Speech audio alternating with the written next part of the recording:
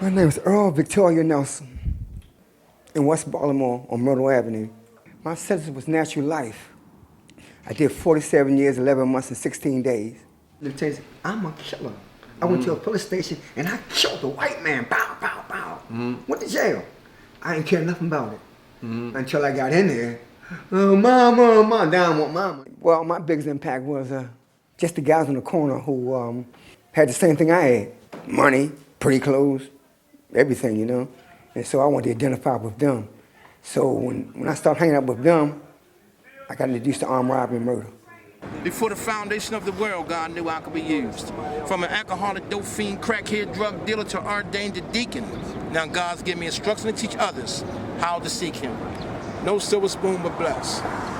My name is Archie David Lee Sr. I'm 62 years of age. We moved to West Baltimore in 1964, and I found myself in West Baltimore in a whole different arena, which I call the good, the bad, and the ugly. The good was the preachers, the bad was the hustlers, and the killers was the ugly.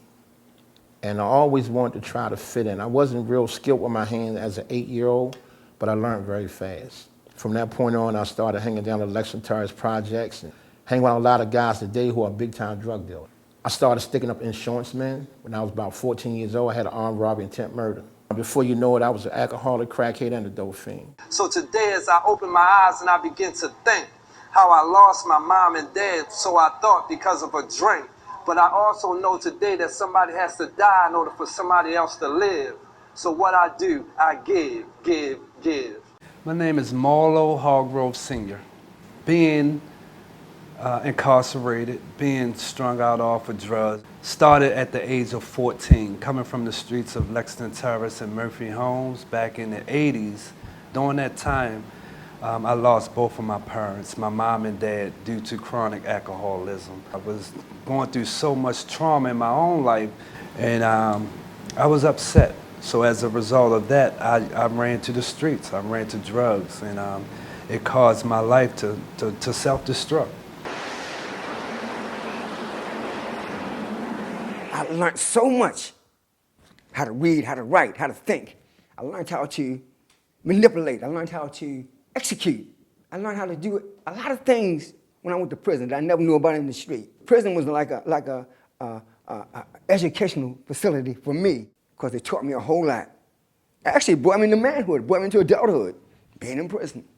The gutter became my floor, and the curb became my roof. I was out there looking like a melted Hershey bar, smelled like dumpster juice, eating out of trash cans and everything. Before you know it, I was an alcoholic, crackhead, and a dope fiend. I was shooting from her to mescaline. But in the midst of that, I met my buddy Marlo Hargrove. After being incarcerated, the judge said, do you want to go in treatment or do you want to spend 2 years in prison? It wasn't hard to decide from the two. And in that time frame of being in treatment, I was like, oh, I like this. It was a recovery process, helping people such as myself to get their life together. Although when I first got out, I was terrified, scared to come out of that house because I was just scared. I was nervous. I was fidgety because I hadn't experienced freedom. You know what I'm saying, you know? Oh, it took me about 27 months. I don't know nothing about ordering no food in a real restaurant. I don't know about that kind of stuff. I couldn't even go to a store and buy no pants because all the pants were like tight down the bottom. I wasn't used to wearing stuff like that. In prison, everything big and gigantic. A lot of guys we ran with, not here today. They gone. I met Marlo again. He was telling me about a program that he was putting together as far as the FACE organization to help ex-offenders. And I found the open compassion in that to run with this brother on a different level. See, after 47 years, when I got out, Martin Luther King wiped out my neighborhood. That's gone. All the people I know, I ain't seen nobody I grew up with. They're all dead or someplace else. So the only people I know on earth are ex-cons. The only ones I actually know. The ones I actually hang with. Outside Mr. Hargroves and Archie. Places I applied for jobs, I didn't even complete the application. I just got up and left. You know, so it was tremendously hard. So again, that's what sparked the desire to do what it is that I do with FACE. Free from bondage, you know, an advocate, to be able to speak on the behalf of what I've gone through and to celebrate the fact that I no longer have to go through that and having the freedom. Ex meaning no longer an offender, simply means to have done wrong. So when I was good to get released, prison officials contacted Mr. Hargrove, you understand, and told him they had somebody that might fit into his program. And that's how it all began.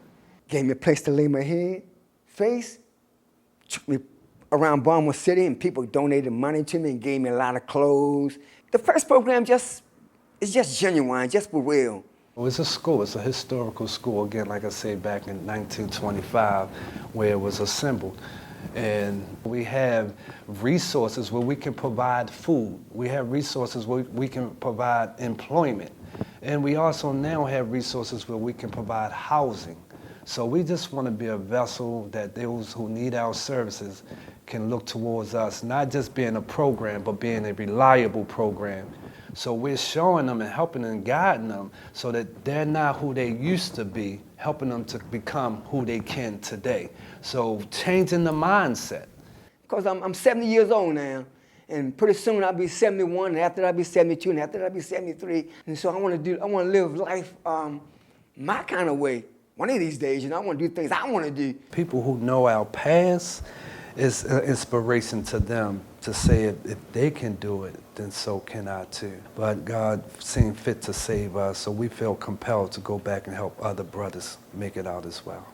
I'm at the point where if not us, then who? Right. If not now, then when? Yeah. Stay focused. Faith is here to help you, build you, equip you, so that you can and you shall make a difference.